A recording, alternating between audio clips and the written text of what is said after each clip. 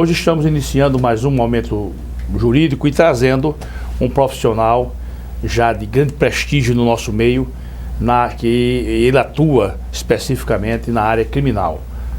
Ele é presidente de uma associação também forte, uma associação que já se impõe pelo seu sentido teleológico, né, pelo seu sentido finalístico.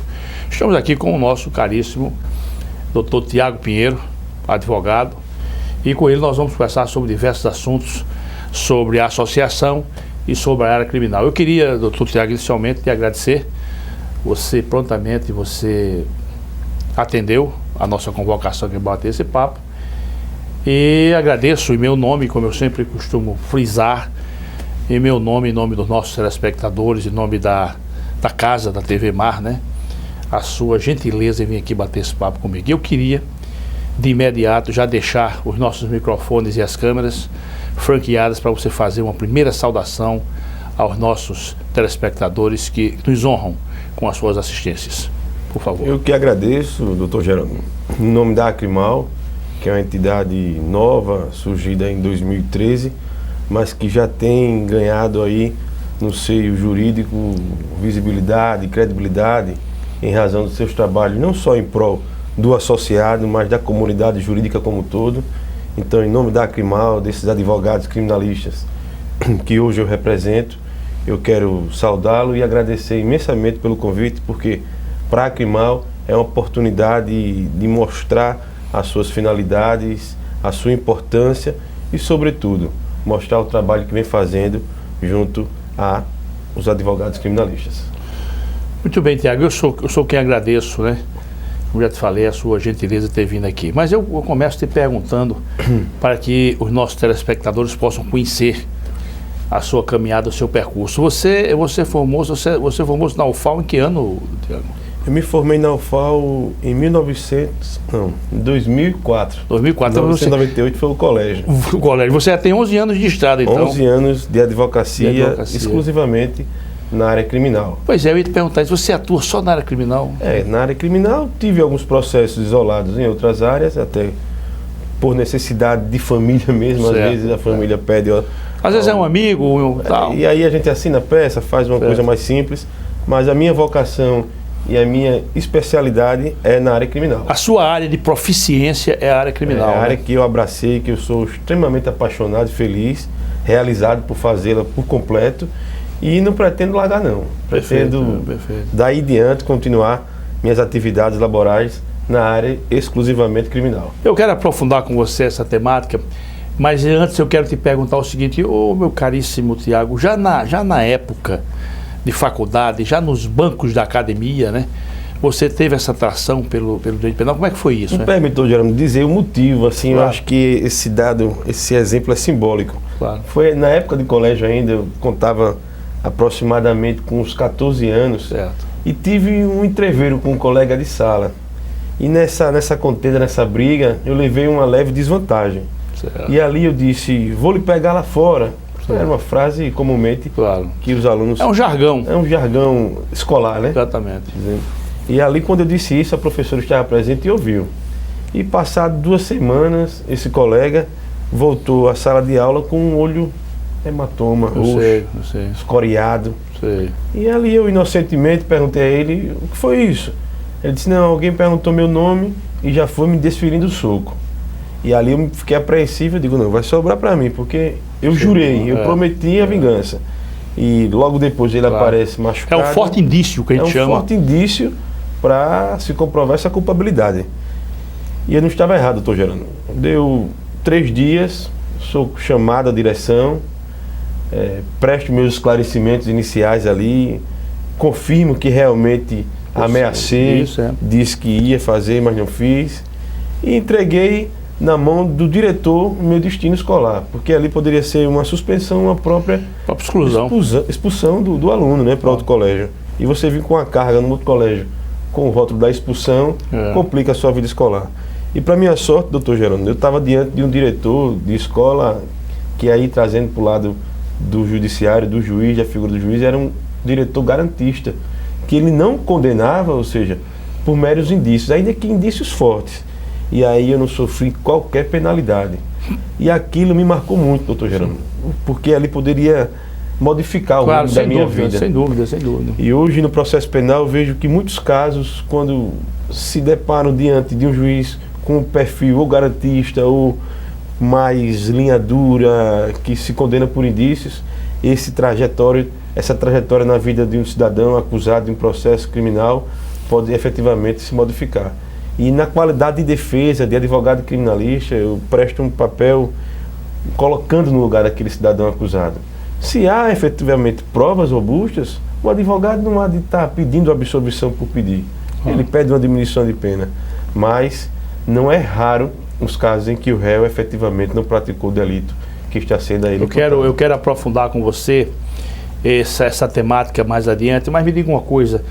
Você atua hoje só na esfera criminal. É fácil, por exemplo, você não tem outra fonte de renda. Não. Você vive da advocacia. Eu acho isso nobre, viu? Eu acho isso nobre. Eu conheço alguns advogados que vivem só da advocacia. Eu acho isso nobre e que opera flagrantemente em seu favor. Quer dizer, você é um profissional que vive exclusivamente da sua advocacia, que hoje é um mercado bastante conturbado, que eu também quero conversar com você. Mas me diga uma coisa, é fácil advogar hoje na área criminal, Tiago? Quando se tem, doutor Gerônimo... Quando eu digo fácil, me permita, quando eu digo fácil, em razão da própria atuação policial, em razão da própria imprensa, do próprio momento em que vivemos, é fácil hoje você emprestar, quer dizer, o seu talento, emprestar a sua caneta para defender um indivíduo que a imprensa está batendo nele e tal. Como é que funciona? Isso é fácil hoje, advogado? O mecanismo é um contra todos. É o defensor ali, junto com a figura do réu, contra a sociedade, contra a polícia, contra o Ministério Público, às vezes contra o juiz que faz papel de Ministério Público. Não é fácil. Advogar na área criminal é difícil por enfrentar não só o preconceito, mas a própria visão do culpado ainda na figura do réu, o que é o equívoco. Mas eu digo, quando se faz uma atividade por paixão, com amor, essas dificuldades vão perdendo peso, perdendo substância, e aí você vai vivenciando, nas vitórias vai ter aquele êxito que envaidece, na derrota a desolação, mas no fim de tudo, você fazer o que gosta, você escrever, fazer um recurso, ir para uma audiência, visitar um cliente, receber uma família no seu escritório, ela é compensadora. Agora, é óbvio que no momento atual de populismo penal, de inflação legislativa penal, a gente chama de elefantíase, há um inchaço hoje e se deposita no legislativo, através das leis penais, a solução de problemas que não são resolvidos pela lei penal, né? Pelo Código Penal.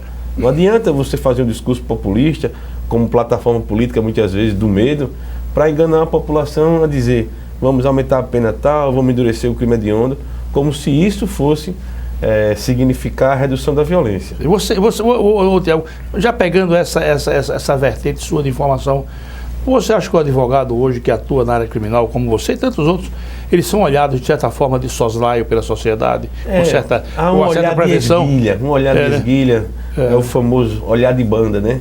Um olhar de desconfiança. Mas, sinceramente, aqueles que se preocupam exclusivamente com a sua consciência, com o seu trabalho, pouco valor dará a esses olhares de esguilhas. Entretanto, é uma realidade que o advogado criminalista, antes mesmo de experimentar o primeiro caso, ele já sabe o que vai enfrentar. E se diante, não só de um olhar, mas de uma fala, de um comentário, inclusive dos membros da própria família, servir para desmotivar, aí ele não tem estrutura psicológica, emocional, para então desfilar, né, nas passarelas forenses, que é, por exemplo, o Tribunal do Júri. Certo. Me diga uma coisa, vamos só dar um norte para a nossa conversa aqui, para não perder o rumo que eu tracei anteriormente, que eu quero tratar com você sobre a entidade que você preside. Tiago, eu não sou contra, eu quero deixar bem claro, eu não sou contra o indivíduo ter uma formação superior. Eu acho que todo mundo deve se dar bem na vida, essa é a concepção minha, digo isso com toda tranquilidade. Eu acho que todo mundo tem o direito de se dar bem na vida, essa que é a expressão, de se dar bem, que eu digo honestamente, claro, decentemente. Como é que você vê para a atuação do profissional? E aí eu já te pergunto, tanto na esfera civil como na esfera penal, esse grande número de faculdades pelo Brasil afora. Deixa eu te dar só um número. São Paulo tem 300 faculdades de direito. São Paulo tem 300 faculdades de Direito. Eu não quero nem falar aqui da terrinha com 18 faculdades. Você acha, aliás, como você vê esse elevado número de faculdades no sentido no sentido da atuação profissional do indivíduo? Grande número de faculdades e atuação profissional no mercado. Como é que você vê isso, hein?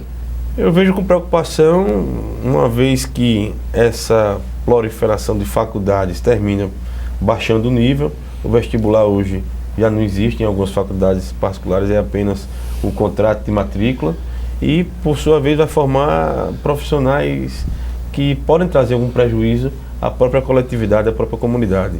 No âmbito da advocacia, por natural que gera uma competitividade muito mais acentuada, competitividade em razão do inchaço, não da qualificação desse profissional. Inclusive com aviltamento, né? E o honorário vai cair lá embaixo, dificultando a própria sobrevivência no mercado em relação aos advogados já estabelecidos. Mas mais que a preocupação com honorários, é a preocupação no serviço prestado por advogados formados em faculdades que não estão aptas a fornecer esse material com qualidade, esse produto com esmero. Mas devo dizer também, doutor Gerando, que a faculdade, eu me formei na UFAL com muito orgulho, a Universidade Federal de Alagoas, mas conheço vários profissionais de outras faculdades também com excelente gabarito. Entretanto, a conjuntura hoje, com esse imenso número de faculdades, me traz preocupação, porque não há um controle mais rígido, um filtro mais forte por parte de quem deveria controlar esse surgimento dessas faculdades. Isso é ruim, isso é ruim. Meu caro Tiago, eu tomei conhecimento há uns anos atrás, você está dizendo agora que você tem conhecimento de faculdades, onde não há vestibular? O vestibular é só um rótulo, é só uma fachada. Só uma fachada, né? Você ali preencheu o contrato, não precisa nem ficar ansioso para esperar a lista dos aprovados. Vai para casa já sabendo, comemorando com a mãe, com os pais. E eu tomei conhecimento. Raspa a cabeça e a mãe diz: se você merece, meu filho, você merece, você estudou. Eu sei. Tiago, só para a gente flexibilizar, quando eu estava na faculdade, houve um período em que eu fiz parte do diretório. E era encarregado de fazer o famoso trote. Se existe ainda isso hoje.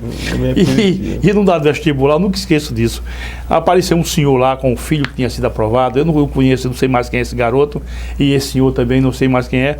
Mas o pai ficou tão feliz, tão alegre com a aprovação do filho, que ele raspou a cabeça também. E ao tempo que nós raspávamos a cabeça dele, a mãe dele dizia: ele não, que ele é o pai. Mas o cidadão ficou tão feliz. O pai inebriado, né? Ainda com a visão antiga do que de vestibular ser realmente um local destinado a passar aqueles preparados. E aí ele, com a concepção ainda antiga, acreditou que o filho... Passamos a tesoura no menino e ele se apresentou também. Solidariedade. Foi. Aí também passamos a tesoura ao tempo que a mãe gritava: ele não, ele é o pai, ele é o pai. Mas me diga uma coisa, Tiago, como é que se dá, para conhecimento dos nossos telespectadores, sua opinião, como é mais ou menos que ocorre a precificação diante de uma demanda na esfera criminal? A repercussão do crime influi?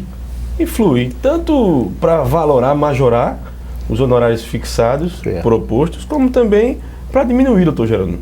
Mas assim, eu classifico como uma complexidade do caso, o alto valor que o profissional se atribui, o merecedor, e também a capacidade financeira daquela família, daquele contratante.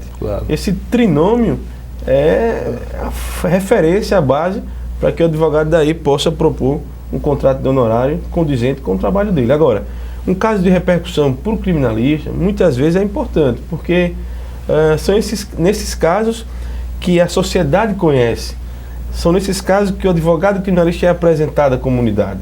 Então, esse caso que teve repercussão, por advogado criminalista, não é motivo suficiente para ele aumentar o valor. Certo. Ele até pode diminuir, porque para ele também não deixa de ser uma propaganda natural do seu trabalho a ser realizado.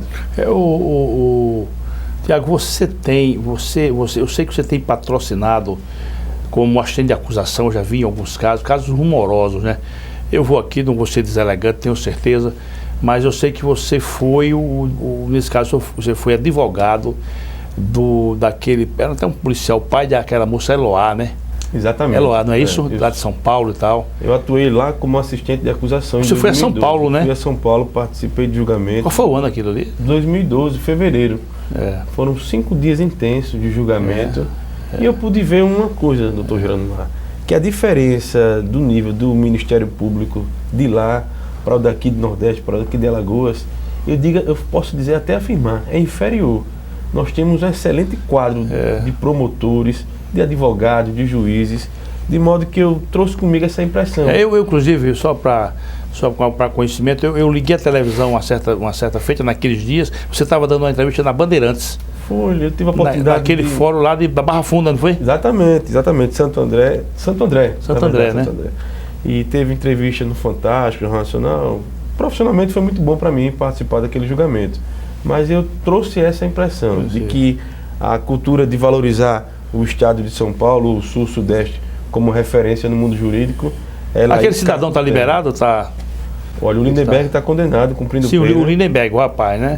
Eu sou advogado do pai da Eloá, motivo pelo qual eu fui para lá como assistente, e ele está solto. Ele está solto. Está morando lá em São Paulo? Desde 2013, voltou a morar em São Paulo. Você está cuidando da vida dele, E ele não deve mais nada à justiça. Está cuidando da vida dele. Está cuidando. Recomeçando, né? Eu sei. Todo sujeito tem direito de recomeçar. Claro, claro. Ô Tiago, diga-me uma coisa, só para a gente fechar a questão das faculdades. Você teria assim, uma ideia de qual é a solução para contornar esse problema, esse dilema do elevadíssimo número de faculdades de direito no país? Você teria alguma ideia como seria isso? Eu acredito. Você acha que isso passa por um processo legislativo? Talvez pudesse passar por um processo de filtro mesmo através de lei. Ou um critério mais duro, mais firme por parte desses órgãos de fiscalização, para que não se coloque uma faculdade de direito sob o ponto de vista apenas econômico e financeiro. Um ponto de vista, doutor Júnior, de empresa, de gerar lucro com o número de alunos. O aluno é um produto a ser vendido. Né? E aí, com essa visão capitalista econômica, eu acredito que não tem como combater. Você me permita, Tiago, e os senhores telespectadores me permitam, tenho certeza que não estou sendo deselegante, mas ultimamente eu venho sentindo uma dificuldade monumental em decidir algumas questões pelo total despreparo do advogado. Ele está escrito na OAB, mas ele não sabe veicular, colocar no papel o encadeamento, fatos, pretensão.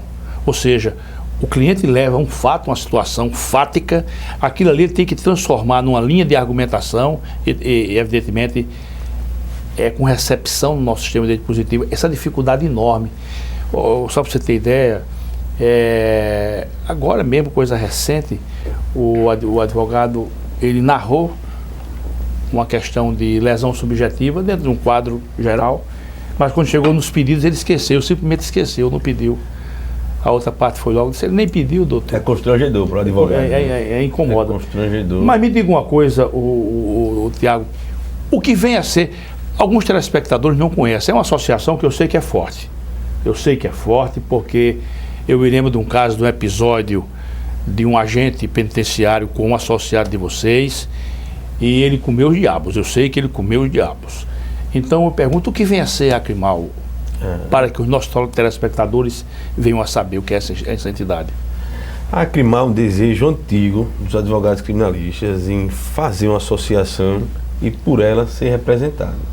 Acontece que nesse início da advocacia minha, e aí eu remeto aquele livro de Raul Pompeu, Ateneu, que a porta do internato, o pai dele disse, vai encontrar o mundo, filho, coragem para a luta. Eu quando cheguei no fórum, no primeiro dia, tudo a mim era estranho. As varas criminais, eu não sabia a localização geográfica, os advogados que passavam, eu não sabia o nome. E eu cheguei com uma coisa muito firme dentro de mim, que era me relacionar bem com os advogados com mais idade que eu e aqueles também que estavam chegando, para que houvesse essa interação. E a associação nada mais é do que uma interação cultural, recreativa, institucional, mas que tem por fim, objetivo mesmo, a proteção da dignidade do advogado criminalista. Seriam prerrogativas? Prerrogativas é uma faceta, mas mais do que isso é intercâmbio acadêmico, é solidário no momento de dor de um ente querido que perdeu, a Acrimal chega, abraça esse advogado, faz audiência por ele no momento de doença, por exemplo, que como você disse no começo, advogar não deixa de ser uma aventura, você fica vulnerável à circunstância, não tem uma estabilidade.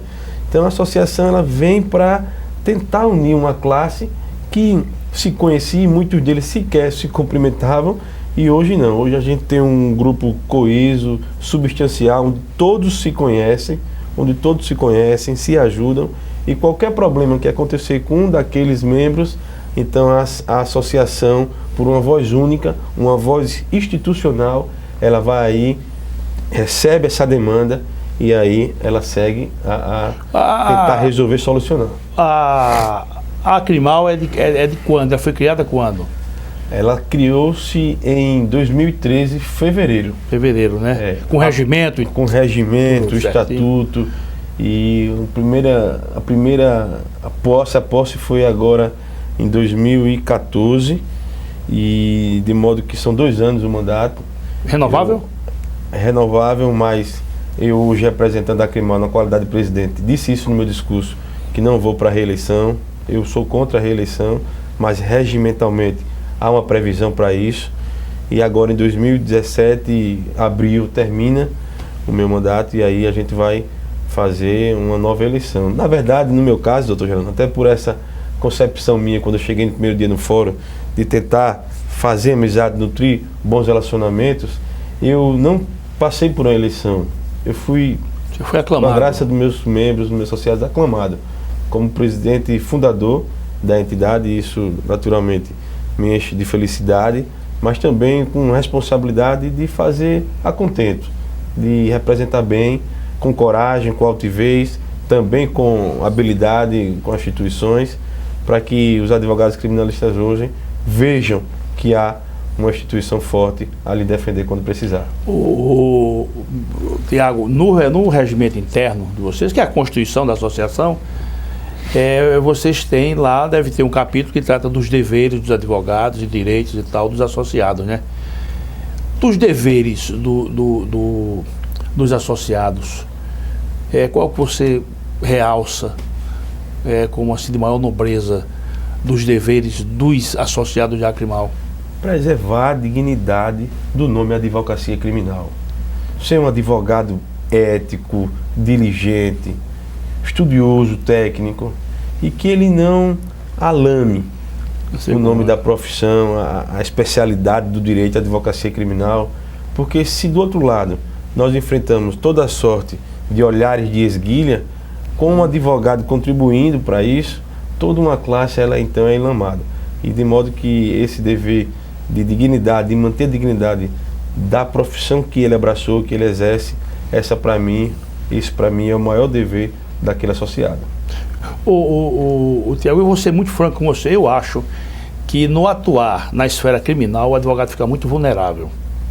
Eu acho que eu sempre costumo distinguir o seguinte: o advogado civilista e o advogado criminalista. O advogado que atua na área criminal, o embate dele é muito mais contundente, deixa ele mais vulnerável. Antes da criação da nossa Acrimal, você percebia isso de forma grandiloquente? O advogado ficava... Havia afrontamento ao advogado? Havia. Na delegacia. Exatamente. Isso é um problema cultural histórico que não vai nunca acabar. É muita pretensão da Acrimal tentar pôr isso por debaixo de terra, mas devo dizer que diminuiu em virtude do nascimento da Acrimal. Mas a vulnerabilidade decorre do próprio exercício da profissão. Na ditadura, os advogados criminalistas eram presos, hoje são aviltados, diminuídos em suas prerrogativas, e as prerrogativas nada mais são do que mecanismo de proteção do cliente, não é do advogado. Então, se ele precisa ter acesso irrestrito ao processo criminal, não é para ele, é para fazer uma defesa efetiva, ampla, de modo que aí o Estado de Direito democrático seja então preservado, protegido. Mas essa dificuldade, esse grau de vulnerabilidade, depende muito também da postura desse advogado. A postura, né? Ninguém vai chegar em delegacia gritando, determinando o delegado ou o policial civil com um categórico imperativo. Não, você tem que ter uma habilidade, uma educação, sobretudo, mas no seu exercício e naquelas garantias da sua profissão, você não pode arredar um pé. Tiago, houve um episódio aqui, eu estava na faculdade ainda, e houve um episódio que eu não esqueço. Um advogado estava bebendo com um colega dele, estavam bebendo, e houve um desentendimento desse colega dele com outra pessoa que estava no ambiente, e foi chamada a polícia, e esse colega desse advogado foi levado para a delegacia. O advogado, então, se alçou a condição de defensor daquele amigo. Repare bem, ele estava no ambiente do bar, já tinha tomado já umas cervejinhas e tal, e foi para lá. E lá ele se desentendeu com o delegado e terminou levando um tapa. Eu nunca esqueço disso. Então ficou essa lição para mim. Tem que separar. Exatamente. Ali no momento nesse caso ele não poderia ter ido nunca. Ele bebendo, ébrio, e depois querer patrocinar a defesa do colega. Por mais que ele fosse amigo daquela pessoa, ele tinha que chamar um colega. Exatamente. E muitas das confusões que teve recentemente do advogado com a polícia militar é decorrente disso. Em locais festivos, o advogado muitas vezes ali está a lazer, e é um direito de qualquer, antes de advogado ele é ser humano, cidadão, mas que ele não confunda, depois desse momento de lazer e bebido, a fazer uma defesa, porque aí qualquer problema que tiver, ele aí vai estar sem razão em virtude do grau etílico que ele encontrava. Bebida, lazer, festa, barzinho, não combina com defesa sóbria, defesa técnica e defesa responsável. Quando menos ele se emociona, porque ele estava com aquele colega ali naquele ambiente. No contexto. Ele vai com uma carga de emoção diferente do profissional que estava na sua casa e foi chamado para tratar daquele... Exatamente. Agora também não justifica uma agressão por parte do delegado. Eu não sei detalhes da que houve. Eu era estudante de Direito. Então eu estou lhe contando história de mais de 30 anos, não é? De mais de 30 anos. Eu era estudante, soube disso e fiquei naquele momento analisando comigo mesmo, né? O advogado vai para uma delegacia, leva um tapa do delegado. Nunca esqueci desse episódio. Mas, Tiago, nós vamos fazer um intervalo e depois eu quero aprofundar ainda com relação à Acrimal a questão se não há uma superposição da Acrimal em certos casos com a OAB. Meus caríssimos telespectadores, nós vamos fazer um breve intervalo e voltamos logo. Muito obrigado pela assistência.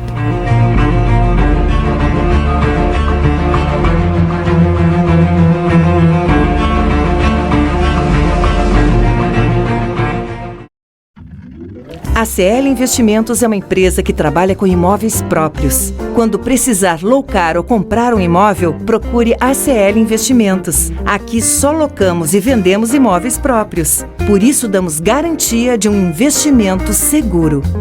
ACL Investimentos, Rua Durval Guimarães, Edifício Leonardo da Vinci, Ponta Verde. Fone 3327-3911. Alagoas Cursos, saiu o edital. INSS 950 vagas. Turma Resolução de Questões CESP UNB. Aulas nos finais de semana. Início 5 de março. E também PBC, Preparatório Básico para Concursos. Início 7 de março. Estude com quem entende de aprovação. Alagoas Cursos, preparando para vencer. Quando o assunto é o seu carro, além de escolher a marca líder, escolha também a concessionária que faz mais por você. Por isso, a Blumari oferece o melhor atendimento em serviços, peças e acessórios. E ainda tem as melhores negociações, sendo totalmente certificada pelos padrões Fiat de qualidade e líder de mercado em seu segmento. Fiat Blumari, a marca do seu carro. Avenida Gustavo Paiva, Mangabeiras.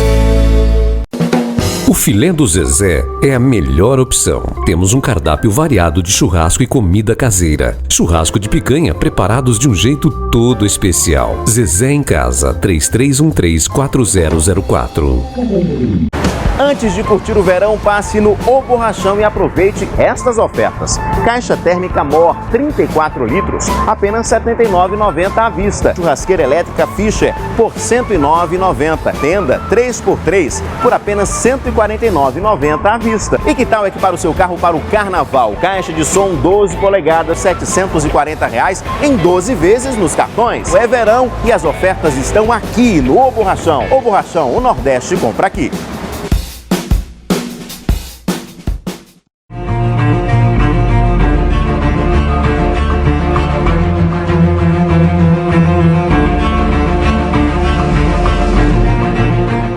meus amigos e minhas amigas que nos honram com as suas assistências aqui no ambiente televisivo da TV Mar Canal 25.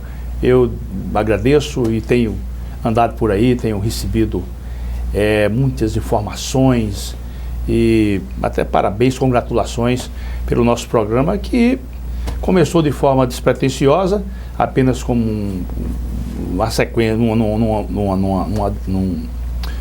num sentido informativo, então somente, e hoje já ganhou um certo prestígio no nosso meio social. Então, muito obrigado mais uma vez. Estamos aqui conversando com o advogado criminalista Tiago Pinheiro, presidente da Acrimal, que é uma associação de classe que merece todo o respeito e consideração, não é? Se você hoje afronta um advogado criminalista, pode ficar certo que você terá pela frente uma associação aguerrida e uma associação que sabe exatamente como proteger os seus associados.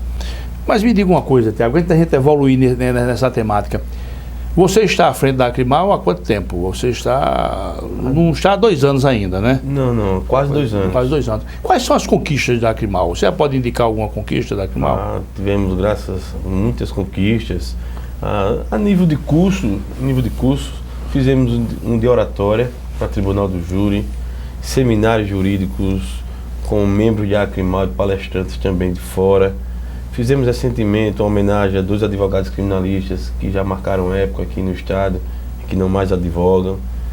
No âmbito de auxílio ao advogado criminalista, teve um episódio com um advogado que foi preso injustamente e a Acrimal fez o habeas corpus dele, com 2 dias conseguimos eliminar. Esse outro episódio que teve a agressão com outro advogado também do sistema prisional, a Acrimal representou esse agente. Como é que está essa situação? Como é que está esse caso? Não precisa citar nome, não. Como é que está o caso? Está caminhando, me parece que ele fez uma retratação, algum tipo de acordo, pediu desculpas, mas o processo segue no juizado em relação à agressão do advogado membro que sofreu. Em relação ao advogado que foi preso, o processo também está no seu ritmo natural.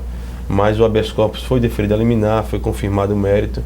Mas são situações pontuais que a Acrimal abraça e vem realizando assim um trabalho de proteção desses advogados associados. Agora eu queria Tiago, aprofundar com você sobre essa temática aqui. Nós vamos conversar mais adiante com a doutora Fernanda Marinella e eu vou colocar essa mesma questão para ela. Me diga uma coisa, não há em certos momentos uma superposição, porque a OAB ela tem lá um ambiente, uma secretaria que trata de garantir as prerrogativas dos advogados. Uma comissão, né? É uma comissão, né? Para tratar de garantir essas prerrogativas. A Acrimal também se preocupa com garantir as prerrogativas, né? Não há uma superposição não aí? Na verdade, o intuito da Acrimal nunca foi... Como é que se dinamiza isso aí? Ela não nasceu para substituir ou competir com a OAB. A OAB, sem desmerecer a nossa entidade, ela é a matriz, é a entidade mãe. A Acrimal ela é específica para os criminalistas, de modo que na gestão passada... Sim, mas os criminalistas são advogados. São advogados, o criminalista é a espécie do gênero advogado. Exatamente. E em razão disso, na gestão passada, o presidente Tiago Bonfim, nós tínhamos uma abertura maior. Isso é inegável e aqui eu não vou esconder, doutor. A gente tinha diálogos institucionais mais próximos com o presidente Tiago Bonfim. E de modo que nunca houve uma tentativa de superposição, certo. Ou seja, anular o brio da OAB em virtude do nascimento da Acrimal. Acontece que os advogados, por ser uma classe, uma categoria muito peculiar, tinham demandas também peculiares que a OAB, por ter outras temáticas, esquecia um pouco. E a Acrimal, então, ela vem com esse intuito de suprir uma certa lacuna. E supriu com brilhantismo e vem fazendo isso. Mas nós respeitamos demais a OAB e queremos que nessa gestão da presidente Fernanda Marinella nós tenhamos assim mais abertura e possamos juntos, a OAB e a Acrimal, caminhar no objetivo único de proteção ao advogado. E isso ainda está em fase ainda de conquista. Ainda não há uma aproximação firme entre essas duas entidades nessa gestão. Tiago, eu quero tratar desse tema agora com temas mais fortes, com tintas mais fortes. Veja se eu estou equivocado. Eu acho que a necessidade, pelo menos eu posso estar equivocado, quero que você me corrija.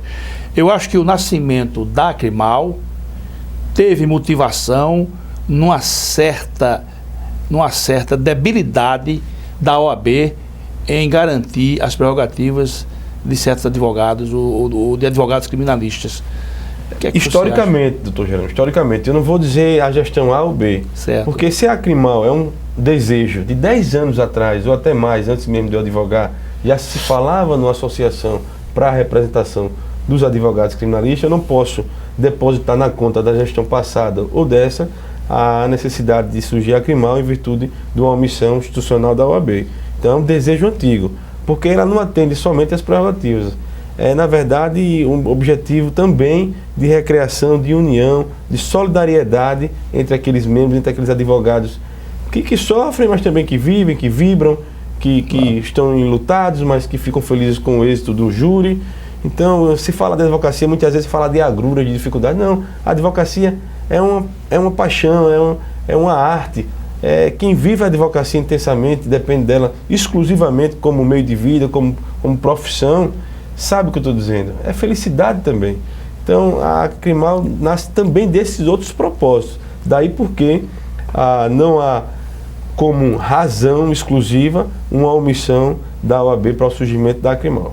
Deixa eu só te dizer uma coisa. Eu sou de uma época, Tiago, veja bem, isso é grave. Eu dizer é grave.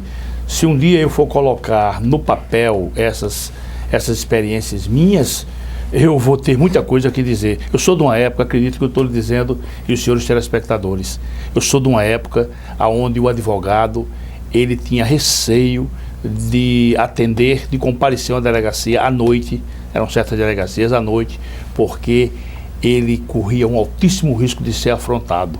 Isso existe ainda hoje? Existe, doutor. Existe. Quem vai à delegacia hoje, um chamamento à noite, de uma família, de dia nem tanto, mas à noite era complicado. Para uma delegacia, sair do seu conforto, da sua segurança, do seu domicílio, para ir até a delegacia, ele sabe, de antemão, que está sujeito e provavelmente vai enfrentar algum tipo de aviltamento por parte da autoridade policial ou dos policiais. Ele sabe, felizmente.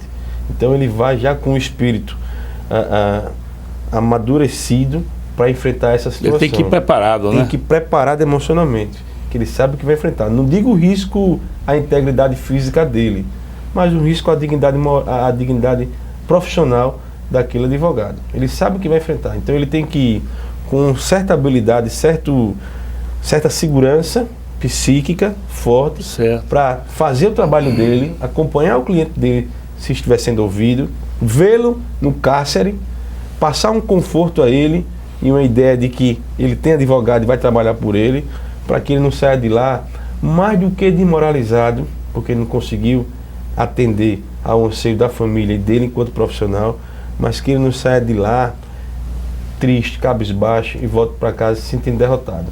Então a Acrimal, ela entra nisso, para levantar a autoestima desse eventual advogado que passou por esse problema. Então ela vai, representa mesmo, e é claro que a representação é o final do processo. A gente tenta, de maneira outras, amigáveis, institucionais, resolver o problema e evitar que aconteça isso. Mas estamos diante de delegados cuja cultura ainda é inquisitiva. Mas melhoramos muito, viu? Melhoramos muito, é uma nova geração. Uma nova geração. Passa por aí. Formação jurídica. Formação jurídica mais sólida. Né? Antigamente, delegado antes de 88 não tinha formação jurídica. Não, eu cansei de delegado. Sargento de polícia. Não tinha nenhuma formação jurídica. Alguns deles ainda permanecem no quadro da Polícia Civil. E essa cultura é difícil você acabar de vez. Mas eu trabalhei aqui numa comarca onde eu recebi, logo que eu cheguei, recebi uma reclamação de que estava havendo o uso da palmatória. E eu então mandei chamar o delegado e disse, eu quero ver essas palmatórias aqui, eu não quero tomar conhecimento, aliás, eu quero elas aqui. E me chegaram as 2 ou 3 palmatórias, numa delas, só para a gente relaxar um pouco, eu olhei a palmatória, tinha uma coisa escrita na palmatória. Ela estava meio empoeirada, eu soprei, fui olhar, aí de um lado escreveram Menina Veneno. Do outro lado também escrito Mamãe Dolores, quer dizer, levavam na brincadeira, né? Dava nome à palmatória. Nesse sentido, existe também um pedaço de madeira, aquela madeira forte, como é o nome que ainda existe, sim. Que tinha DH, Aí, cara, não, vou chamar direitos humanos. Direitos humanos, né? Quer dizer, ainda levam na gozação.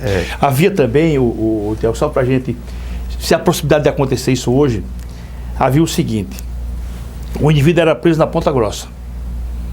Aí transferiam, a família procurava, ele estava preso na Ponta Grossa, doutor. Então, quando chegava lá, o cara, às vezes até o indivíduo estava ali no cárcere, ele foi transferido para... havia uma delegacia aqui próximo de Maceió, Maceió ainda ali, ali Saúde. Aí levavam para Saúde. Nem a família sabia, nem ninguém sabia, entendeu? E às vezes ainda usavam um outro expediente, que esse era horroroso. Por exemplo, o delegado prendia o indivíduo era encarcerado, mesmo sem estar em flagrante delito, era encarcerado. Quando o advogado se apresentava, que ia impetrar o habeas corpus, que chegava a informação, pedir informação, dizia estar à disposição do secretário. Aí o prazo, né, de informação, tudo mudava, porque passava a ser de competência do tribunal. São experiências tão tristes porque eu advoguei na área criminal, então são experiências tão tristes que eu ainda hoje, né, já nessa fase, já no entardecer, né, da minha vida profissional, de quando em vez eu sou pego lá no meu escritório, lá no meu ambientezinho de trabalho, e lembro disso com uma certa tristeza. E outra coisa, as pessoas que fizeram isso, algumas estão por aqui ainda, e eu faço questão absoluta, estou dizendo isso aqui, e peço permissão aos meus telespectadores para dizer, eu faço questão absoluta de não ter nenhum contato com eles. Questão, nem em ambiente, nem nada. Qualquer lugar eu me afasto, eu não quero conhecer, porque são experiências negativas para o advogado. E se existem, ainda há espaço para isso hoje, Tiago? Eu vou colocar 2 pontos aí. Em relação à tortura em delegacia, não chega tanta notícia ao advogado. Mas o que acontece? Isso foi substituído pelo ciclo autofágico que hoje impera. E qual é?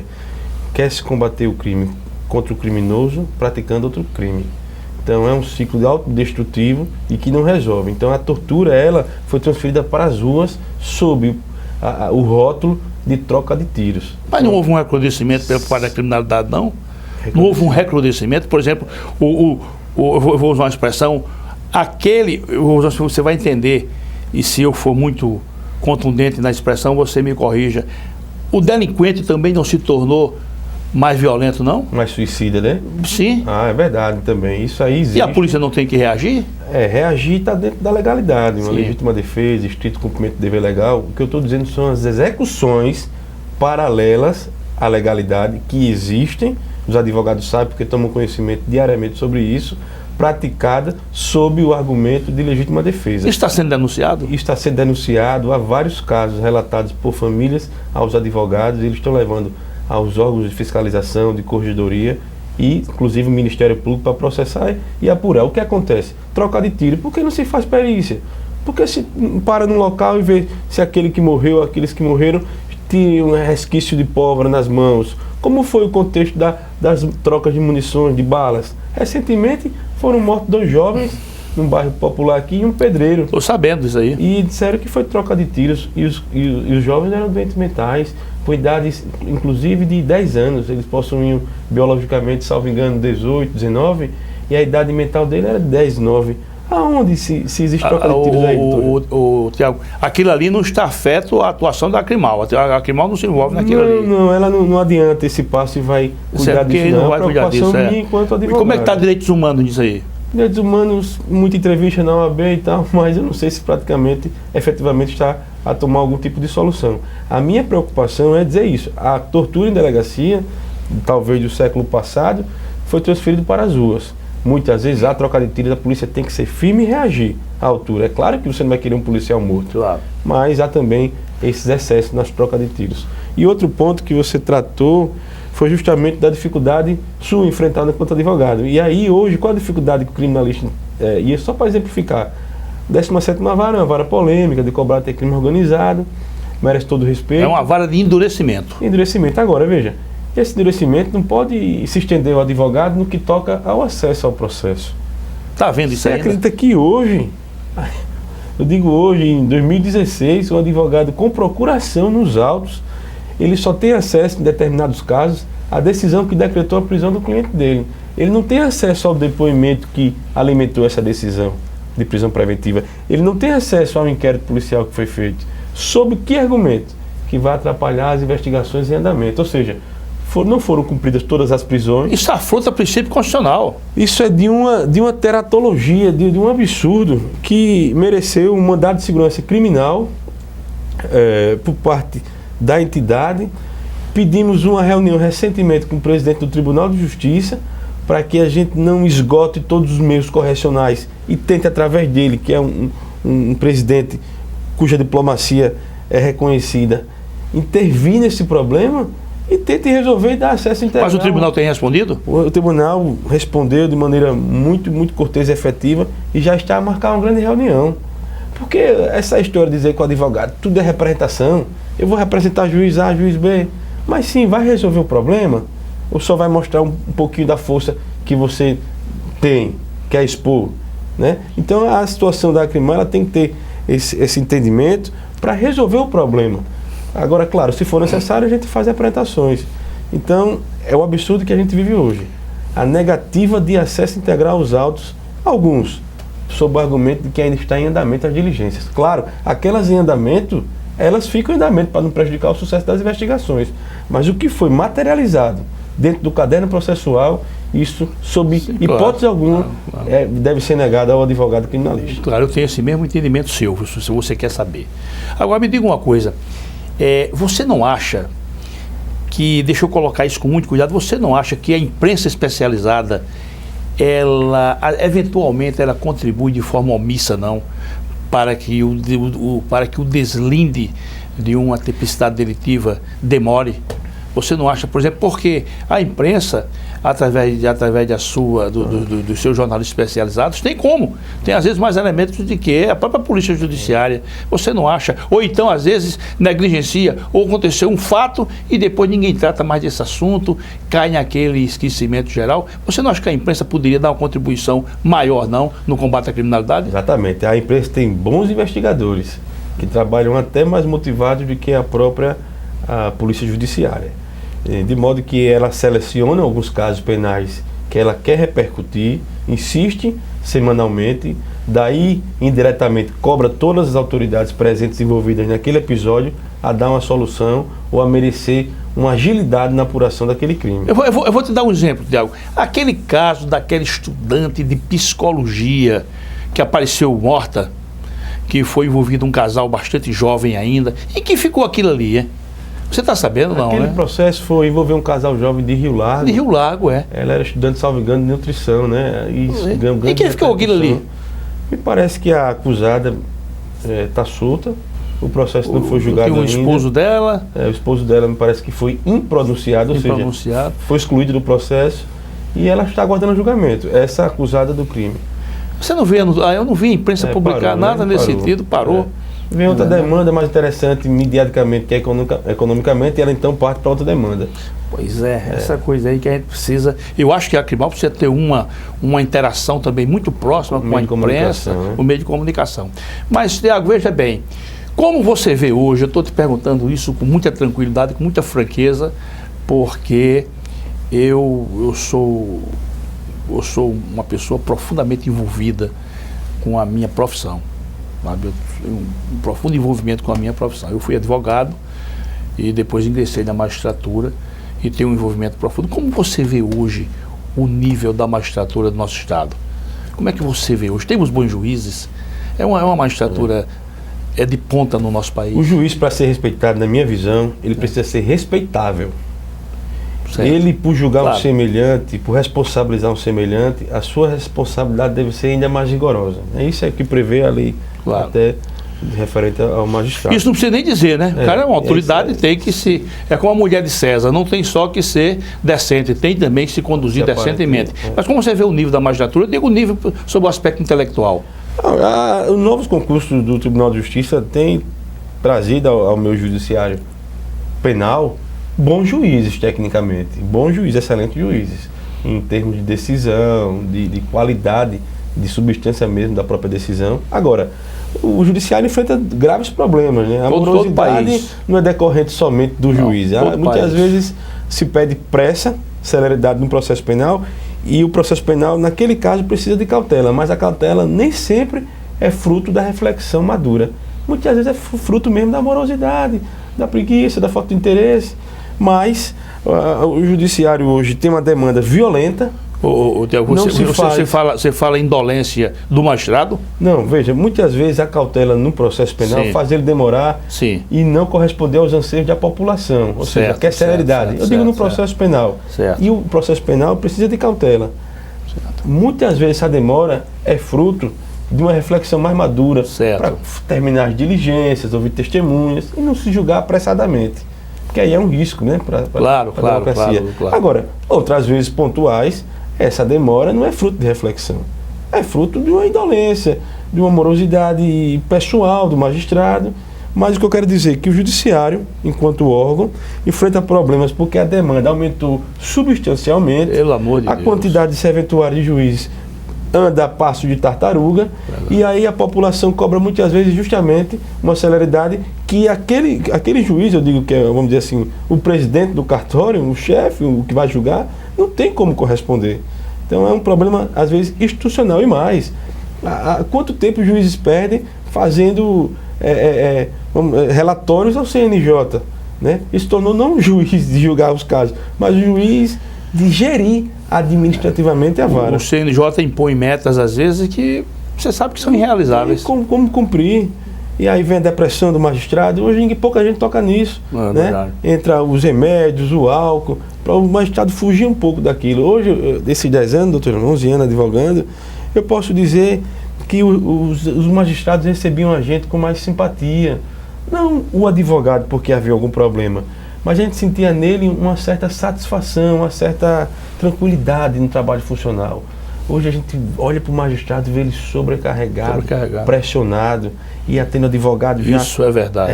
Já olhando para o relógio, porque tem que despachar. Isso é verdade. Então é uma carga muito violenta também no juiz. O Tiago, me diga uma coisa, só para... Já estamos nos encaminhando para o final do nosso programa, mas aí como eu perguntei dos magistrados, eu pergunto como é que você vê hoje a atuação da nossa polícia judiciária?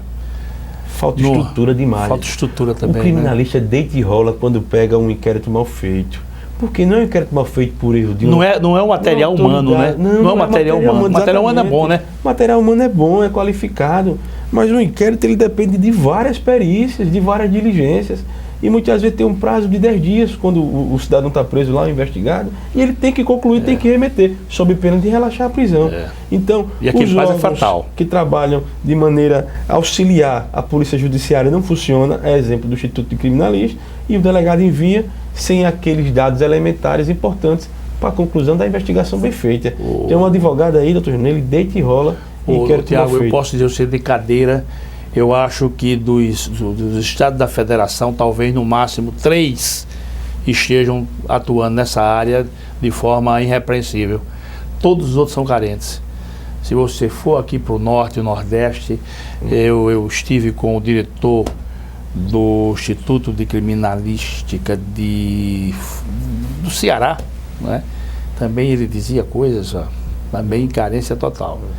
Então o Brasil vive, né, de uma maneira geral, essa carência.